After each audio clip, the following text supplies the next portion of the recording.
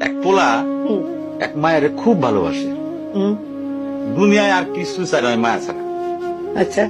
কিন্তু মায়া পোলাডারে পছন্দ করে না। ওহো। অনেক চেষ্টার পর মায়া সে পোলাডারে কইল যে ঠিক আছে, হ্যাঁ। আমি তোমারে ভালোবাসতে পারি, হ্যাঁ। আমার একটা জিনিস এনে দিতে হবে। কি রে?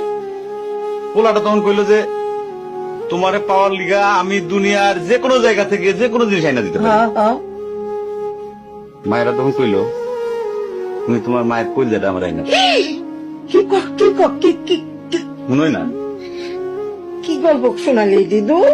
পোলা তখন দৌড়াইতে দৌড়াইতে তার মায়ের কাছে গেল, হ্যাঁ মারে যায় কইল হ্যাঁ মা আমি একটা মায়ের ভালোবাসছি, আমি তার ছাড়া বাঁচুনি, হ্যাঁ। কিন্তু ওই মায়া আমার একটা জিনিস নিয়ে যাইতে কইছে, সেটা হলো তোমার কলিজা। তুমি যদি তোমার কলিজাটা আমার দাও, ওই মায়াটা কলিজাটা পাইলে আমার ভালোবাসবে। মা তখন কইল তুই আমার একমাত্র বুকের ধন, তোর সুখের জন্য আমি সবকিছু করতে পারবো। পরে মা বুকটা ফাইরা কলিজাটা বাইর করে পোলার হাতে দিল। আরে মা। পোলাটা কলিজাটা হাতে পাইয়া যে কি খুশি, মা দৌড়াইতেছে দৌড়াইতেছে দৌড়াইতেছে, দৌড়াইতে দৌড়াইতে হঠাৎ রাস্তার মধ্যে উষ্টা খাইয়া পড়ে গেছে। হাতের কলিজাটা হাতের থেকে সুইটা রাস্তার মধ্যে পড়ছে। তখন মায়ের কলিজাটা কইতেছে ব্যথা পাইছো বাজান? কেন?